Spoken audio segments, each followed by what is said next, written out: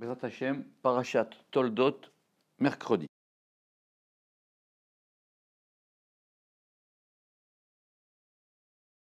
Il y a une difficulté toujours, c'est que l'histoire, elle se passe pas comme nous, on aimerait qu'elle se passe ou comme on pourrait la comprendre. Par exemple, le Rama qui dit qu'à propos de l'Égypte, pourquoi il fallait qu'après tout on reste 210 ans en Égypte? C'est long 210 ans, parce que les choses elles prennent du temps. Et même et des fois on aimerait que les choses se réparent vite, et des fois elles mettent très longtemps à se réparer. Pour qu'une chose elle sorte, c'est compliqué. On verra dans le cours de mercredi à propos de ça. Pareil à propos de la Torah, il y a des choses que on a du mal à comprendre. Même si chaque année on revient dessus, etc., ça passe difficilement. Et dans la paracha, l'exemple, c'est que, évidemment, on connaît toutes les histoires, etc., mais pourquoi est-ce qu'il y a ce quiproquo à propos de la bracha de Yaakov à Esav? Et surtout, et c'est au sens strict, pourquoi est-ce qu'il y a cet aveuglement d'Yitzhak? Pourquoi est-ce que Yitzhak il était aveugle? Vous savez qu'en plus la Torah dit qu'il était aveugle, parce qu'il était à la fin de ses jours et que ses yeux ont baissé. Bon, le Zohar il va expliquer que c'est parce que Yitzhak, c'est ce qu'on va dire maintenant, il était du côté de la Gvura, et que quand on a trop de Gvura, au bout d'un moment il n'y a plus de lumière. Mais pourquoi est-ce qu'il y a eu ce quiproquo avec Rivka, dont on va voir le rôle maintenant de Rivka, et il faut qu'il y ait quelque part tout un ambroglio pour la bracha. Le Zohar, il va dire que de toutes les manières, alors évidemment, des réponses, on en a, mais quand on lit la Torah, on ne comprend pas. On dit quoi? Yitzhak, il ne voit pas. Yitzhak, il ne voit pas qui est son fils, il ne voit pas qui est devant lui. Pourquoi est-ce que c'est comme ça? Pourquoi est-ce que c'est pas clair, quoi? Yitzhak, il donne la bracha à Yaakov, c'est fini. Pourquoi est-ce qu'il faut qu'on... On verra plus que d'autant plus le Zohar dira, hein, à la suite de ce Zohar-là, que il fallait en plus qu'en donnant la bracha à Yaakov, il pensait qu'il a donné à Esav. Que ça n'aurait pas suffi. Que s'il avait eu pleine conscience que c'était Yaakov, ça ne marchait pas. Il fallait qu'il bénisse Yaakov en pensant que c'est Esav. Sans faire de lien avec l'actualité, le Zohar il dit que de toutes les manières, l'histoire qui est marquée au début qu'il tient le talon de Yaakov, c'est pour ça qu'on l'a appelé Yaakov, c'est qu'il n'y a pas d'autre moyen d'agir avec Esav que la ruse. Il n'y a pas d'autre moyen. Plus tard, Yaakov, il s'appellera Israël, donc il aura ce côté de Yachar El, c'est la droiture de Kel. Mais il y a pas, le Zohar, tout le début de Parashat Toldot, il dit qu'il n'y a pas d'autre moyen.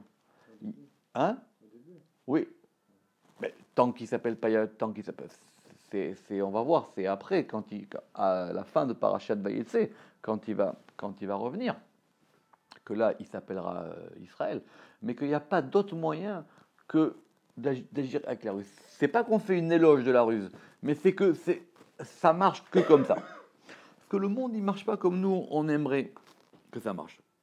Alors, on va voir un éclairage, parce qu'il y en a beaucoup dans le Zohar et ça ne manque pas. On va voir un éclairage sur cette scène de la bracha finale. Alors, cette scène de la bracha finale, on la connaît à peu près, mais évidemment, le Zohar va regarder les psukim de près. Alors, donc ça commence qu'effectivement, que Yitzhak, quand il était âgé, ses yeux se sont éclaircis, donc ça veut dire qu'il était aveugle. Vaikra et Esav beno Agadol. Et il a appelé Esav beno Agadol, son fils le grand. Littéralement, c'est comme ça qu'il faut traduire. Beno Agadol, c'est pas son grand-fils, c'est son fils, avec le Ehaïdia, son fils le grand.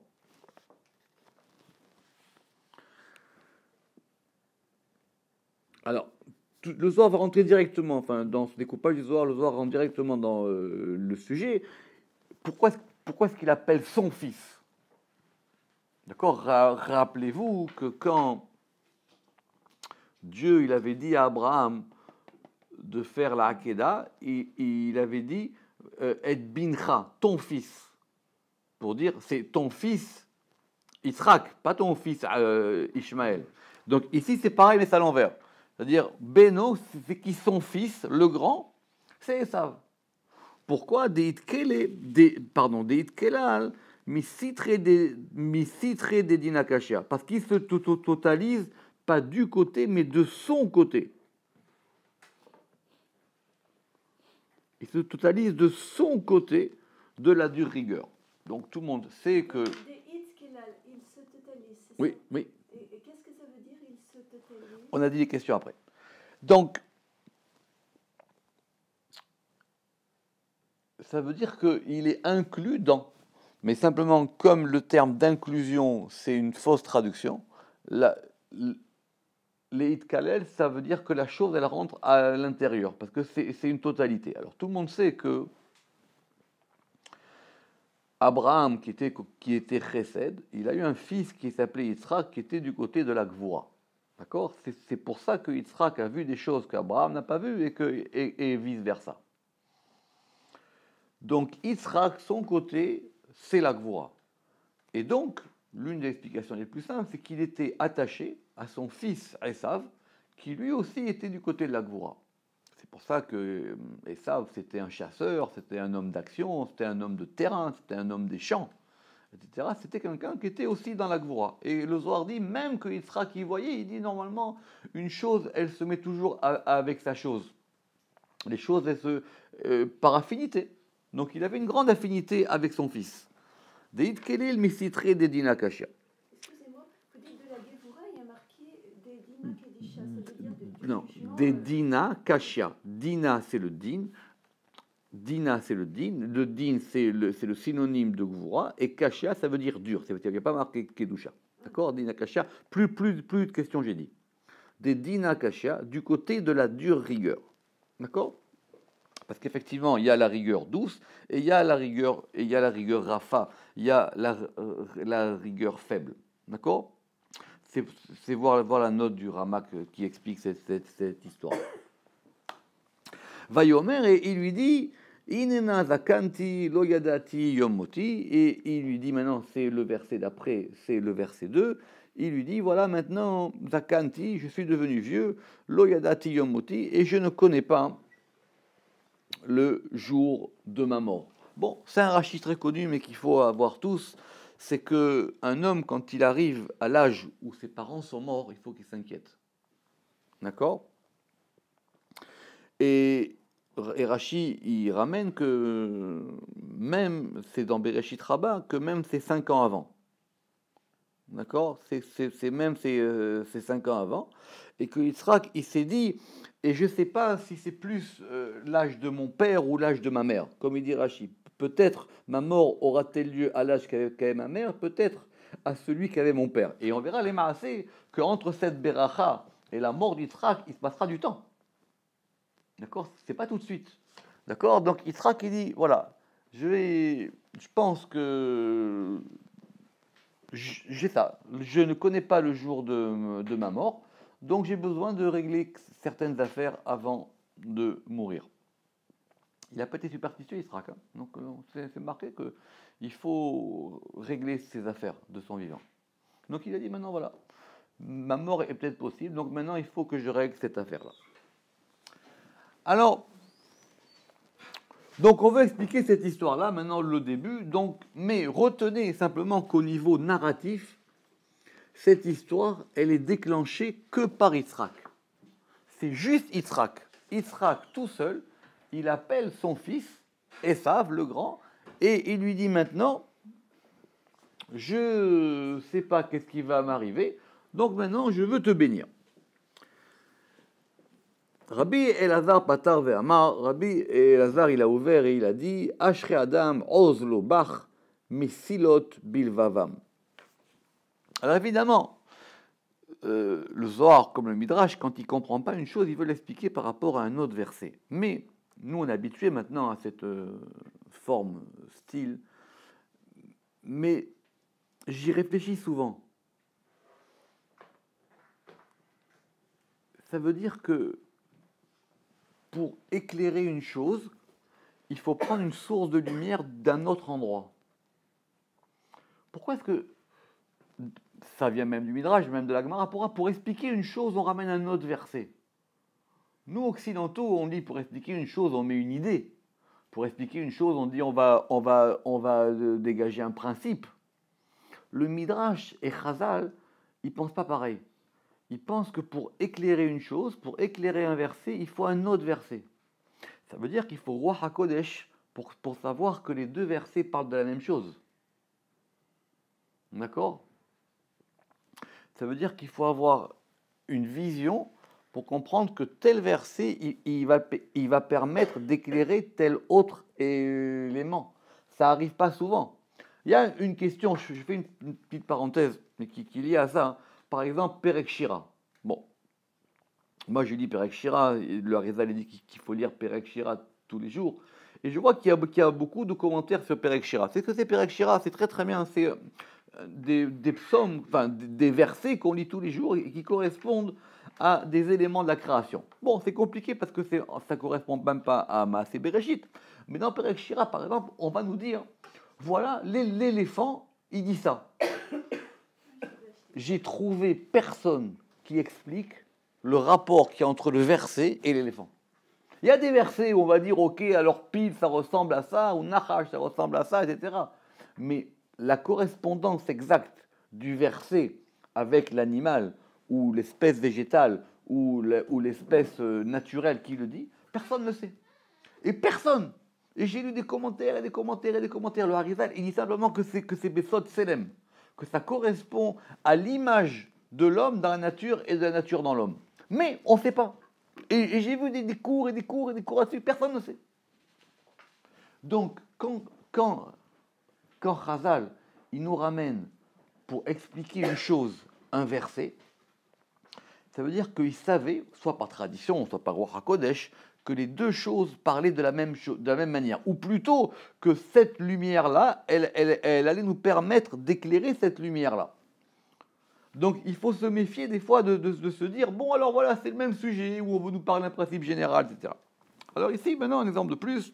Ashrei Adam, Oz Lobar, c'est David Ameller qui parle. Heureux l'homme, Oz. Oz. Alors Oz, à ne pas dire Oz, c'est vrai que c'est un synonyme, mais à ne pas confondre avec Koach.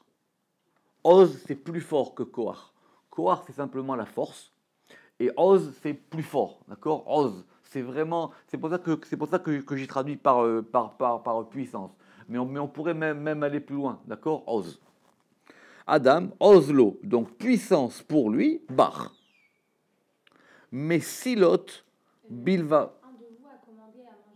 Messilot Bilvava, des Messilot Bilvava, des sentiers dans leur cœur. Alors, c'est important de faire de l'ivrite parce que c'est la clé de tout. Messila. Alors, tout le monde connaît ce livre qui s'appelle Messilat Yesharim, mais le Ramak et le Zohar expliquent que ces mots-là, effectivement, il faut les classer. Alors, je respecte la classification, c'est important. Le mot le plus général, c'est derer. Derer, ou orar en araméen, bien qu'on trouve aussi orar dans la Torah. Orar, c'est une voie, c'est une route. D'accord ? C'est ce qui est ouvert, c'est ce qui est grand. Après, on a le netiv. Le netiv, dans l'ordre, c'est comme ça que le Zohar les classe. Donc, derer, c'est le degré le plus grand. C'est une route qui est ouverte et tout le monde peut l'emprunter. Vous avez le boulevard Haussmann. Tout le monde sait que le boulevard Haussmann, il est là. Pourquoi ? Parce qu'il y a un type qui s'appelle Haussmann ou je ne sais pas quoi. En tout cas, il a créé cette voie-là et tout le monde ne peut l'emprunter. C'est important. Parce que dans la vie, des fois, on prend des chemins, des autoroutes. On a une voie, on ne se pose pas de questions. On dit, voilà, il y a quelqu'un qui a créé un chemin, je prends ce chemin-là. Enfin, je prends cette voie-là, ou cette route-là. Après, il y a ce qu'on appelle un netiv. un netiv, c'est moins connu. C'est une plus petite voie. C'est un plus petit... C'est un chemin. On n'a qu'à dire que c'est un chemin. Tout le monde connaît la différence qu'il y a entre une route et un chemin. C'est pour ça que les netivot chorma, c'est pour ça que c'est des voies qui sont accessibles à des gens qui les connaissent. Comme quelqu'un il connaît bien la forêt, il dit « je connais cette petite route-là ». Et il y a un troisième degré, bien qu'on puisse en trouver d'autres, qui s'appelle le Messila. D'accord? Messila, c'est vraiment un sentier. C'est un sentier. Or ça, le sentier, c'est réservé à des initiés de chez initiés. Le chemin, il y a des gens qui disent, ok, tu veux pas prendre le boulevard Haussmann parce qu'il est, parce que tu veux pas, parce qu'il est même, il y a des embouteillages. Alors tu peux prendre une petite voie. Et il y a aussi des messilotes. C'est important dans la manière avec les choses, parce que le Ramak dans le Pardes Rimonim, il dit que par exemple, les gens qui ont créé des routes, au départ, pour eux, c'était des chemins. Quand par exemple, quelqu'un il fonde une Torah, Rabbi Nachman, etc., au départ, il a commencé, pour lui, c'était un chemin. Et après, c'est devenu une route. Et aujourd'hui, au Hachem, il y a des gens qui prennent cette route-là. Mais au départ, pour lui, c'était un chemin. Pour lui, il était seul. C'est lui-même, il a, comme on dit en français, il a ouvert une voie. D'accord? Alors, d'après le pshat de ce verset, il veut dire quoi? Il veut dire que, c'est quoi? Alors, Ashrei Adam Ozlo Bark, c'est heureux l'homme, parce que Ozlo, il a de la puissance pour lui en toi, mais Silod Bilvavam est dans leur cœur, mais Silod Bilvavam, il a des sentiers. Ça veut dire que mais David dit que ce sont des gens qui pensent toujours à essayer de trouver un sentier pour arriver. Juste par rapport à ça, vous savez que Rabbi Chaim Vital, il a rencontré le Harizal. Mais avant de rencontrer le Harizal, il a eu beaucoup de maîtres. Il a cherché beaucoup de voies. Un jour, il a rencontré son Rébé. Mais avant de rencontrer son Rébé, il ne savait pas. Donc, il a essayé plein de choses. Il paraît, j'ai entendu de sources sûres, que c'est la raison pour laquelle le Harizal, il lui a fait boire de l'eau du puits de Myriam. Vous connaissez l'histoire qu'un jour, il l'a amené au lac de Tibériade. Et il lui a dit, c'est là qui est le Be'er Myriam, le puits de Myriam. Et ils ont été dans la Tibériade, et il a dit, bois de cette eau. Il a bu de cette eau, et il a dit, maintenant, je me suis senti mieux, et j'ai appris des choses. L'une des raisons pour ça, c'est qu'il voulait le laver de tout ce qu'il avait appris avant. D'accord? Donc, il y a des gens, ils cherchent un chemin vers Hachem. Alors, le Zohar va expliquer maintenant de façon simple. Zaka barnage des takav bebe kucha brichu vashke tukfebe. Heureux l'homme qui se renforce dans kucha brichu, dans ses bénis soit-il, et il place sa puissance en lui. C'est-à-dire que toute sa force qu'il a, il la place pour Dieu. C'est un degré auquel on n'a pas idée, nous. Mais c'est des gens, voilà, de se dire, voilà, où est-ce que je place le plus de mes forces? Est-ce que c'est pour comprendre le monde? Est-ce que c'est pour m'attacher à des choses spirituelles? Ou c'est par rapport à d'autres choses? Alors, il y a une expression simple. Maintenant, Zohar va essayer de comprendre comment ça fonctionne, ça. C'est quoi un homme qui place toute sa puissance en Dieu? Et tout de suite, le Zohar va anticiper, ça veut dire quoi? Est-ce que c'est quelqu'un qui mise tout sur Dieu? Et est-ce qu'on peut tout miser sur lui?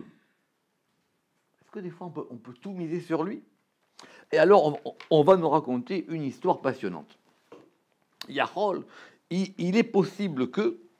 Alors ce Yachol, est-ce qu'il est possible d'interpréter ce verset? Est-ce qu'il est possible de comprendre de telle manière que, vous savez, c'est Hanania, Mishaël et Azaria, les trois du temps de Daniel, qui sont descendus dans la fosse dite Katfou Ve'amrou, ils se sont renforcés et ils ont dit, ce verset, En ita helana di anachna parchin, si notre Dieu que nous servons, di anachna parchin, yachol le shezavtuna, et alors, qui est avec nous, il peut nous sauver, min atun noura, c'est la fournaise de feu, yakidita, qui est ardente, ou min yadach, Malka Yishziv, et de ta main, roi, il nous sauvera. Donc, ils vont être, vous connaissez l'histoire, ils vont être jetés dans la fournaise, et le verset dit, ils disent, est-ce que Dieu maintenant, est-ce que c'est toi qui vas nous sauver ou pas? Le soir, il va dire, c'est très grave ça. Tachazé. Exactement, c'est très grave. Il dit Tachazé. Alors quoi? Dei la yajziv vela itkayem aleu kucha berechu. Et quoi alors? Si le Saint béni soit-il ne sauve pas et ne se maintient pas sur eux, ishtakar sheme de kucha berechu delet kadesh be'aneu de kula kamede amrou. Et alors donc Dieu ne se trouvera pas sanctifié aux yeux de tous comme ils ont dit. Alors eux ils ont dit si Dieu il nous sauve, ça fera un Kiddush Hashem énorme. Les gens, ils verront qu'on a été sauvés de la fournaise. Et vous vous rappelez cette histoire qu'on a vue, que ça avait chamboulé Nebuchadnezzar, etc. Il dit, parce qu'après, ils vont être sauvés. Alors eux, ils ont dit, voilà, Dieu sauve-nous, comme ça les gens, ils verront que ça fera un Kiddush Hashem. Ça veut dire qu'ils l'ont même pas fait pour eux. Allez. Il dit, mais d'un autre côté, tu mets Dieu au défi. Donc, ils se sont rétractés. C'est ce que disent les versets d'après. Et la kivan de yadou, de la amrou kedakayut. Alors, puisqu'ils savaient qu'ils n'ont pas parlé comme il se doit, et Adrou et Amrou, ils sont revenus en arrière, ils se sont rétractés, ils ont dit, ve'en lo yada le velach malka, et sinon il te sera connu roi. Que tu nous sauves ou que tu nous sauves pas. Que tu nous sauves ou que tu nous sauves pas. Ça veut dire quoi? Ben yeshziv, ben lo yeshziv, qui nous sauve ou qui ne nous sauve pas, il dit velach malka, il te sera connu roi, tu restes toujours notre roi. Autrement dit, on croit en toi quoi qu'il arrive. Eux, ils ont fait une prière, ils ont dit, Dieu, on met tout sur toi, sauve-nous. Et même si tu ne nous sauves pas pour nous, sauve-le pour moi, pour ton Kiddush Hashem à toi. Pour que les gens ils voient que voilà, c'est Dieu qui sauve les gens. Et au moins, ça fera quelque chose de grand.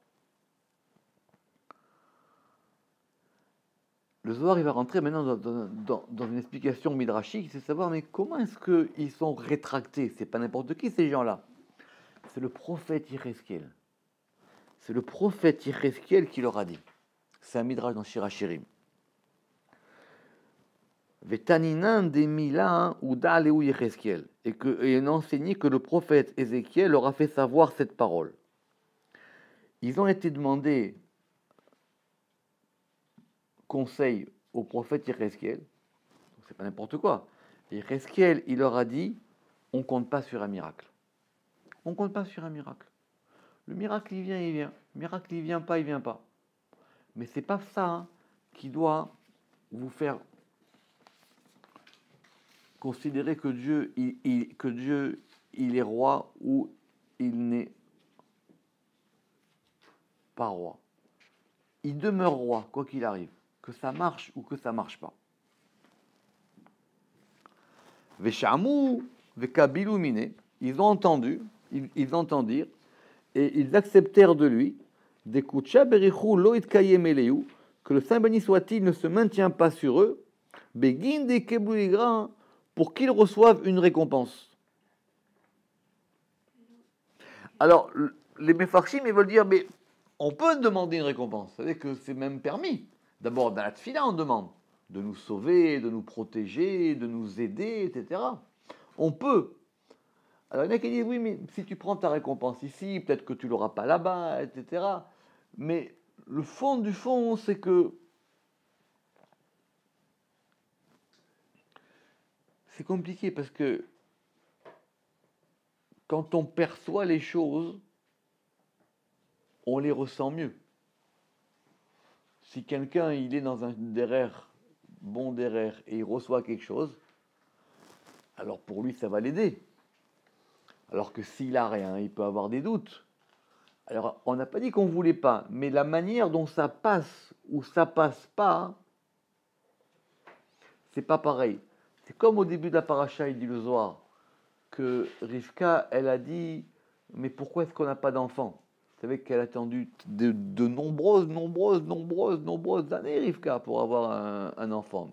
à quel point que Yitzhak il s'est énervé. Bref, et qu'il a prié, etc. Mais, hein? Il est marqué au... Quoi?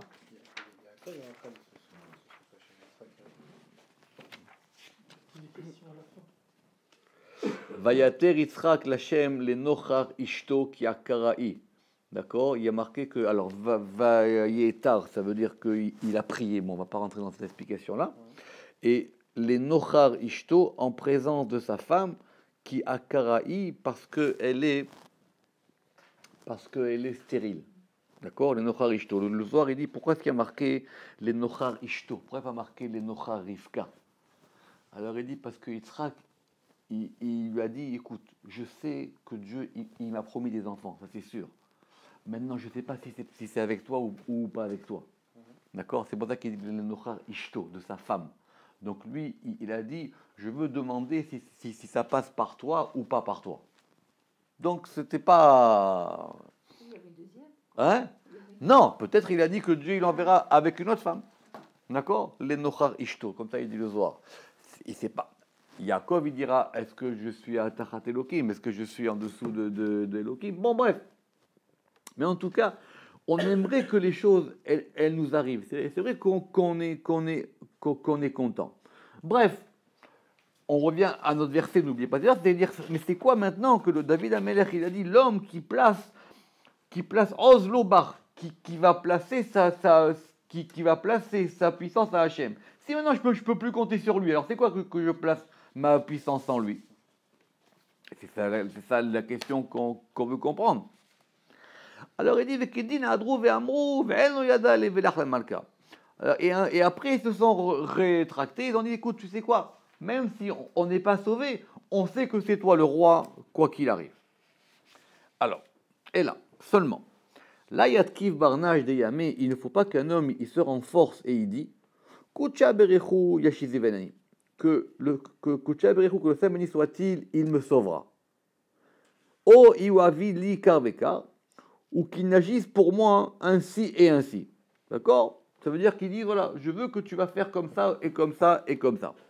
Aval yashve tukfebe bekucha berechu de Isayale. Nuance très subtile. Il faut qu'il place sa puissance en lui pour que Kucha Berechu il aide. Alors il y a une différence entre qu'on nous aide et qu'on nous fasse réussir, ou que ça se passe comme nous on veut. Et ça effectivement, pour qu'il nous aide.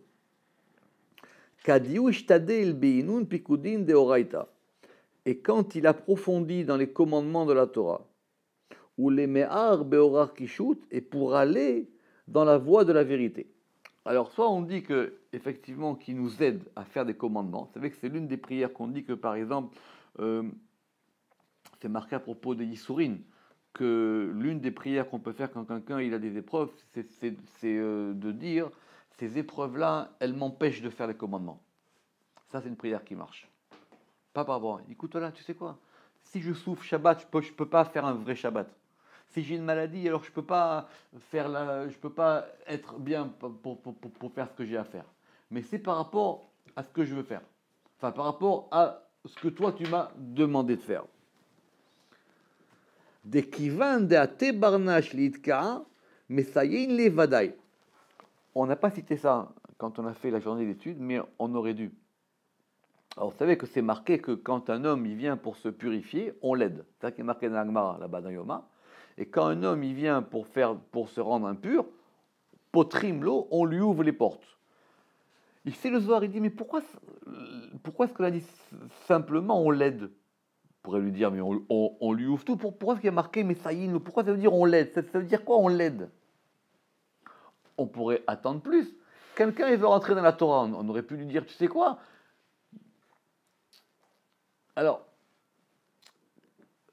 cette mimra là-bas de Resh Lakish, dans la Gemara, il y en a beaucoup qui effectivement ont voulu l'interpréter. Je vous répète là-bas, qu'est-ce qu'il dit Resh Lakish? Il dit que quand un homme, il veut pour se rendre impur, potrim l'eau. On ouvre pour lui, littéralement. Et quand un homme, il veut se rendre pur, Messaïm lo, on l'aide. Quelle différence il y a entre on lui ouvre et quelle différence il y a entre on l'aide? Le pshat en général de potrim lo, ça veut dire vas-y, on te laisse faire. Personne ne va t'empêcher. Tu veux faire des bêtises? C'est ouvert. La porte, elle est ouverte. Bien que potrim lo, ça veut dire vraiment on lui ouvre une porte. C'est-à-dire que peut-être la porte avant était fermée, puisqu'il se posait la question de le faire ou de ne pas le faire. Mais quelqu'un qui veut se purifier, on l'aide.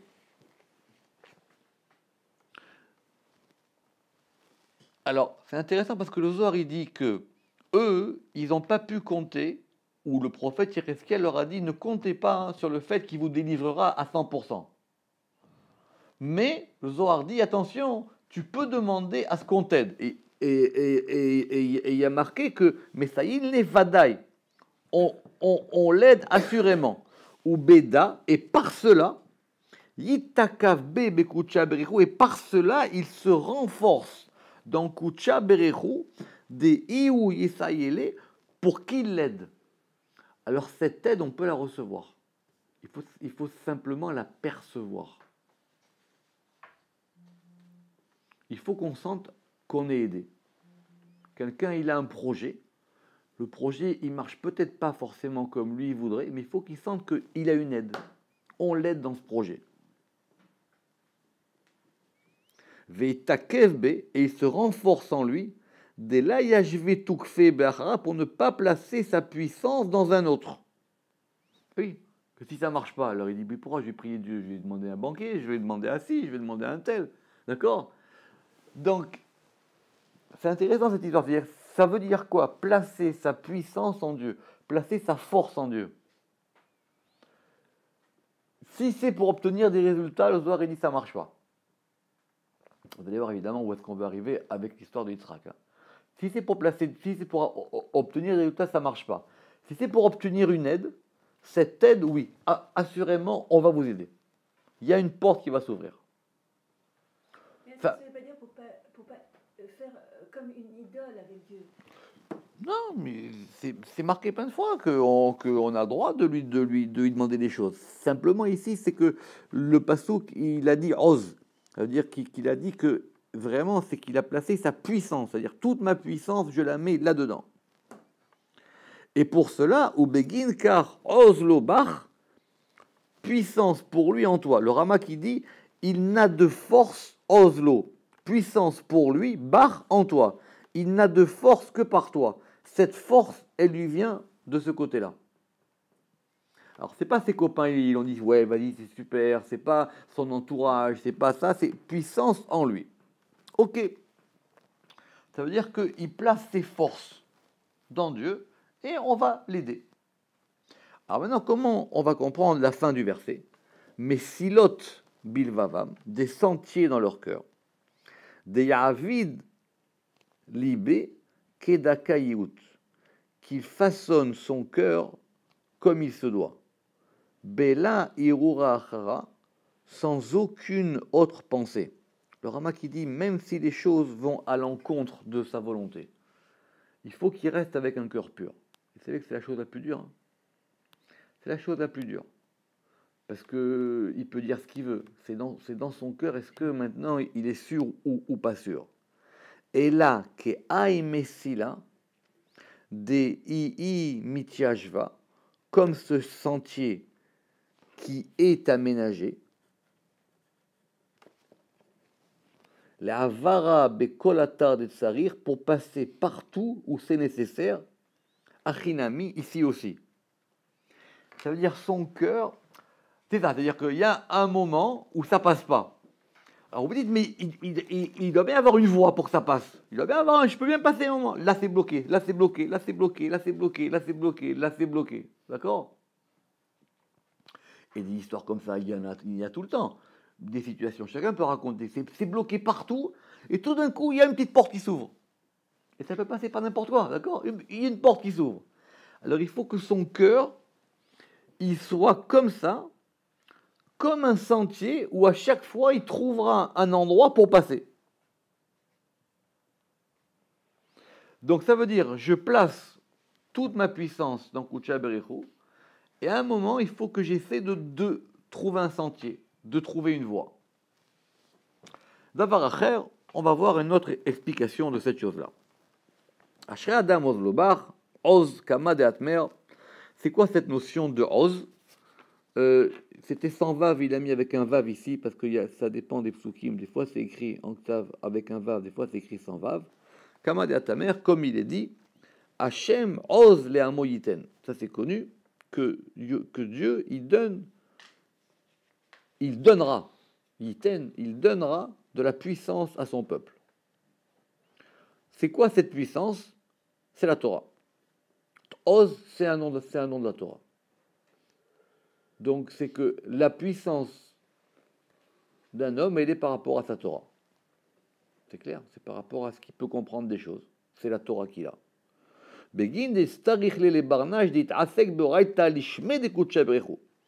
Parce que l'homme, il doit s'occuper de la Torah pour le nom de Kucha Berechou.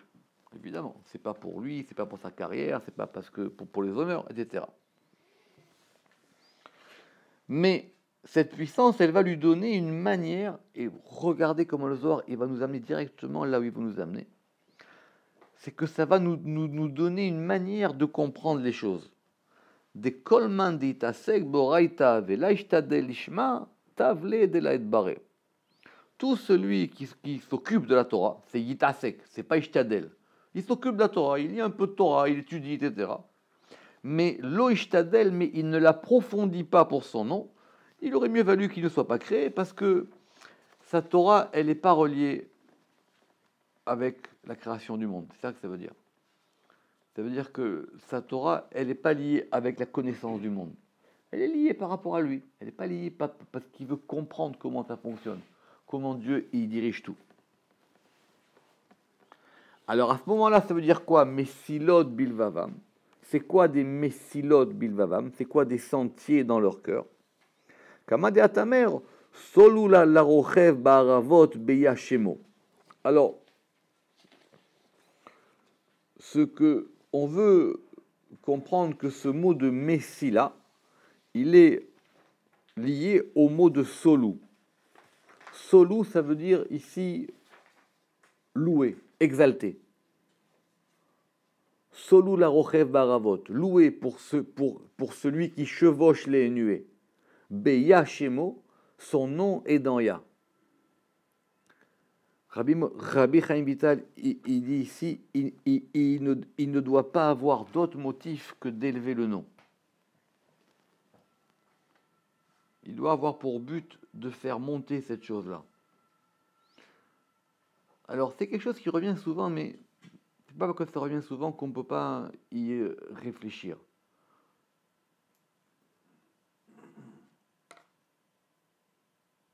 Vous savez que par exemple à la Yeshiva Bethel, depuis quand elle a été fondée, enfin, avec le Rachash, ils avaient fait un contrat entre eux. On a retrouvé avec les signatures, là-bas on trouve la signature du Chida, la signature de Rabbi Chaim Dilroza, etc. Ils avaient fait un contrat entre eux. L'une des clauses du contrat, c'est qu'ils devaient prier les uns pour les autres.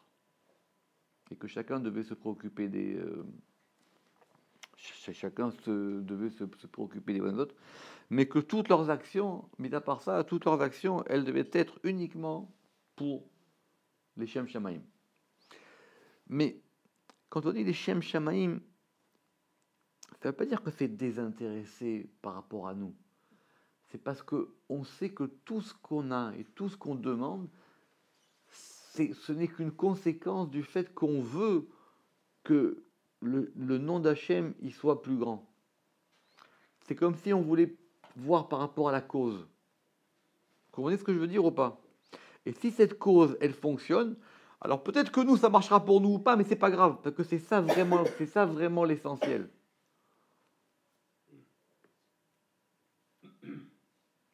C'est comme celui qui voudrait arrêter la pluie juste pour lui, parce que ça l'embête qu'il pleuve. Alors il dit, mais les paysans, tu penses pas à eux? Alors tu sais quoi, tu dois prier pour la pluie, même si toi ça t'embête. Parce qu'il y a quelque chose qui est plus grand que toi. Alors il dit, parce que c'est ça la Torah. Pour pour élever, pour qu'il l'approfondisse, pour élever le Saint béni soit-il, ou les me'vad le chativa be'alma, et pour en faire un objet unique dans le monde. C'est une Gemara très intéressante, que c'est ça le but. C'est de faire que la Torah, elle soit un objet à part. Et pour nous, et pour les autres. Que les gens, c'est une expression de la Gemara. En général, ce chativa, on dit que c'est quelque chose à part. Et c'est vrai, hein. C'est vrai. Je vous raconterai une histoire après, que de préserver que la Torah, ce soit un objet à part. Quand on veut un cours de Torah, c'est à part. Quand on ouvre un livre de Torah, c'est à part. C'est un objet à part qui ne ressemble pas à aucun des autres objets des autres. Si on commence maintenant à dire un livre de Torah, on peut le mettre à côté d'un livre à côté, ça marche pas. Très bien. Alors maintenant, voilà, donc on voit cette histoire de Oz Lobar, Messilot Bilvavam, tous ces gens-là, ils ne veulent qu'élever le nom de Koucha Berechou, etc. Mais maintenant, concrètement, le pauvre Yaakov, il passe à côté de la baraque de son père.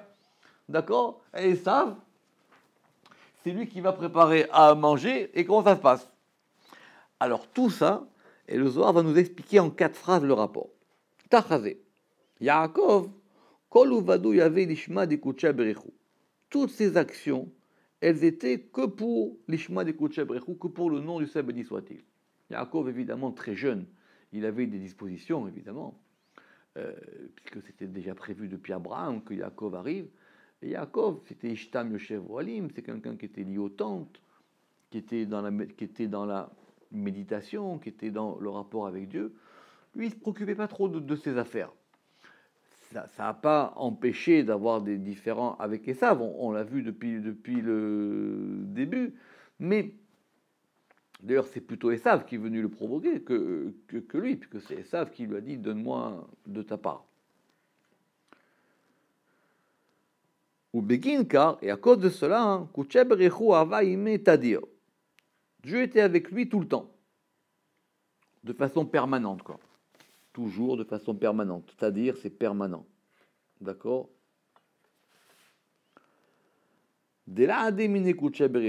Et la demeure divine, la Shrina, ne s'écartait pas de lui.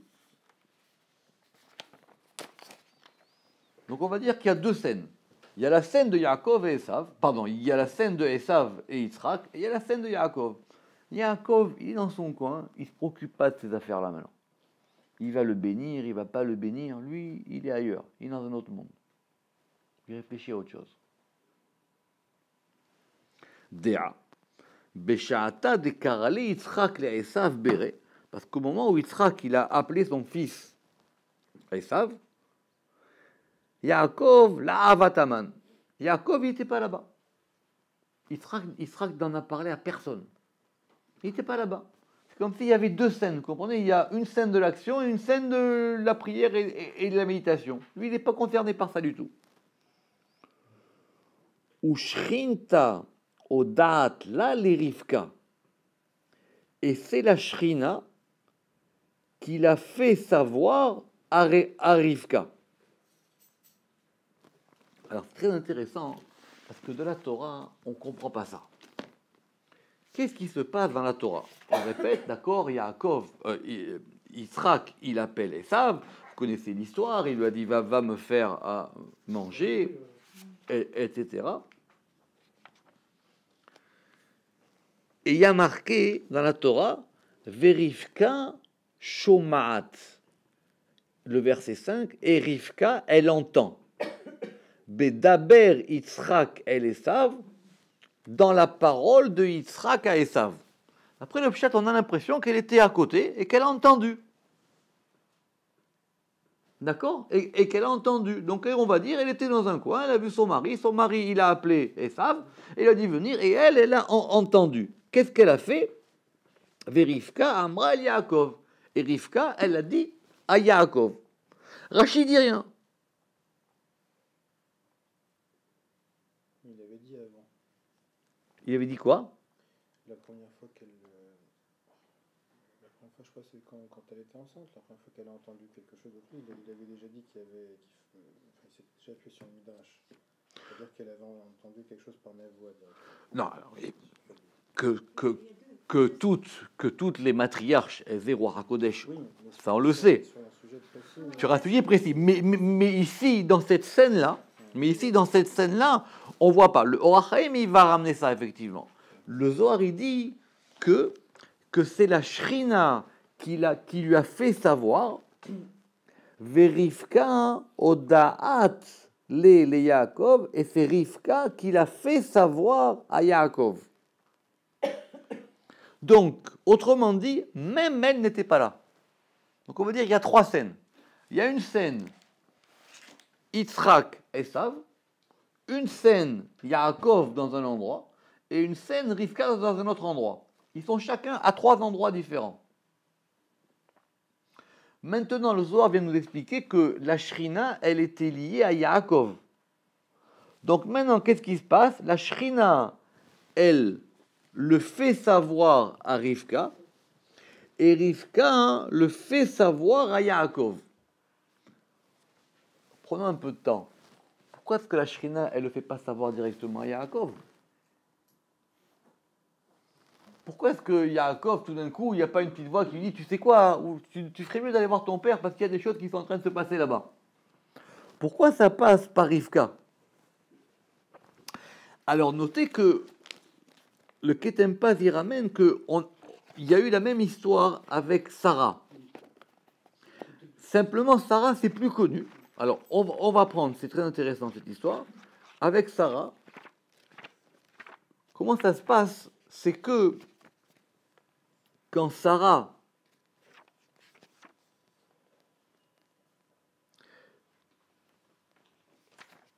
parce qu'on l'a dit là-bas que les anges ont dit je reviendrai l'année prochaine Ka'et Chaya et que Sarah aura un enfant, et là-bas il y a marqué Vesara Shoma'at, et Sarah elle entend Petach Aoel, à la porte, à l'ouverture de la porte, Ve'u Acharav, et il est derrière. Or ici, il y a aussi Shoma'at dans notre verset. On va prendre un peu de temps. Il y a aussi Shoma'at dans notre verset, dans 27, 5, 6. Et là aussi, il y a marqué Verifka Shoma'at. Il dit comme il y a marqué qu'elle a entendu directement par Ruach HaKodesh.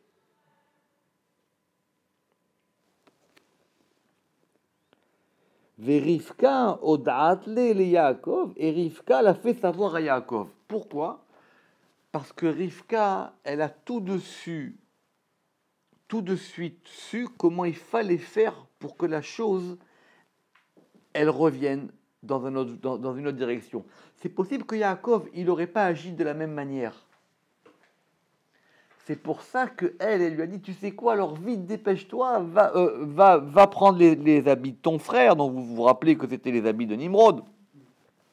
Va prendre les habits de ton frère, et moi je fais à manger, parce que elle a su comment réorganiser les choses.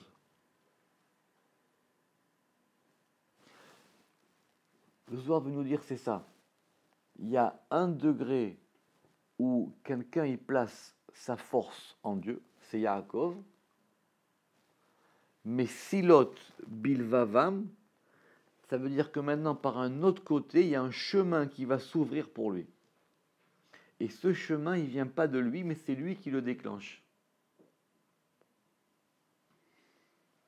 Parce que pourquoi est-ce qu'on n'a pas dit que ce verset, il s'appliquait à Rivka? On dit que ça s'applique à Yaakov. Lui, il a dit, moi je mets toute ma force dans Dieu. Yaakov, c'est quelqu'un qui était Ishtam, d'accord? C'est quelqu'un d'intègre. Il est simple. Il n'est pas dans la complication, Yaakov. Béni, il avait des très belles phrases sur ce tam, Ishtam. L'intégrité, même la naïveté. Tam, c'est comme dans la Haggadah. Tam Maouomer, d'accord? C'est quoi le tam? Celui qui il est naïf, il ne pose pas de questions. Il y va directement. L'intégrité. Et cette intégrité, elle déclenche parce que c'est presque le Messilot Bilvavam, ça va ouvrir des chemins dans leur cœur, dans d'autres cœurs. ça ouvre des chemins dans d'autres cœurs. Quand quelqu'un il est intègre, il va ouvrir des chemins ailleurs. Et Rivka, elle a fait savoir à Yaakov. Alors pourquoi? Parce qu'effectivement, Rivka, elle a tout de suite compris que si Esav prenait la bracha, c'était terrible. Ce que va nous expliquer Zohar maintenant. C'était la fin du monde. Il fallait surtout pas. Donc tout de suite, elle a su comment réagir. Peut-être que Yaakov lui aurait dit, bon ben c'est comme ça. C'est la volonté de Dieu, c'est pas grave. Maintenant tu me donnes une information, c'est pas grave, c'est la volonté du patron. Rabbi Yossi Amar Tachazé. Ichaz veshalom be'auzimna idbarach Esav. Si par malheur, Esav il avait été béni à ce moment, lo yishlot Yaakov le'almin, Jacob n'aurait jamais dominé. Le Rama qui dit, et on n'aurait jamais pu accomplir la Torah à cause de la galoute. C'était terminé de tout. C'était la fin de tout. Et là, me'im kutsha berechu ava. Et tout, mais cela était, oui, mais cela vint, mais cela était, ava, et mais cela était, du Saint béni soit-il, vekula beatre ata kedakachaze, et tout vint en son lieu comme il se doit. Alors si on réfléchit un peu à ça, ça veut dire quoi? Ça veut dire qu'attention, ça veut dire quoi? Si c'était rien passé, on passait à côté d'une catastrophe, quoi. Yitzhak, il a dit à personne. Rivka, on nous dit qu'elle était là, elle n'était pas là. Yaakov, il était dans son monde. Yaakov, il met tout en Hachem. Et maintenant, quelque chose se passe qui fait que la Shrina qui est liée à Yaakov, je répète, elle va le dire à Rivka, et que Rivka, tout de suite, elle dit à Yaakov et elle lui dit quoi faire. Et tout ça pour avoir cette beracha-là. Parce que sans cette beracha, Yaakov, il a rien. Déjà, ça veut dire que le mérite d'une personne, il dépend de ce qu'il reçoit.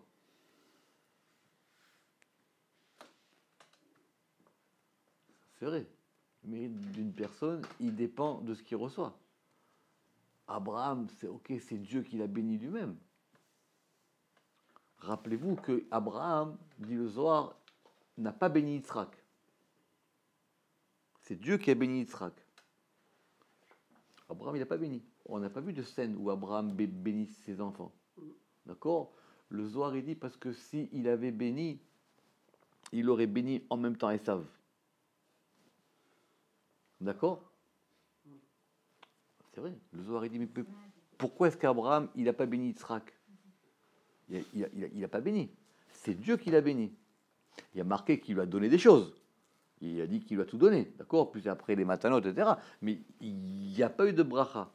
Or là, à cette jonction maintenant entre Yitzhak, Yaakov et Esav, il y a un degré de transmission qui doit se faire. Et si ce degré, il se manque, alors ça ne marchait pas. Et que c'est grâce à cette bracha-là, alors dont on a beaucoup parlé, et que dont Zohar parlera, Kol Kol Yaakov, Yadim et Esav, qu'il y a marqué Veiten Lecha mitalaret ou mi shamne aretz. Baruch Adonai leolam, amen ve amen.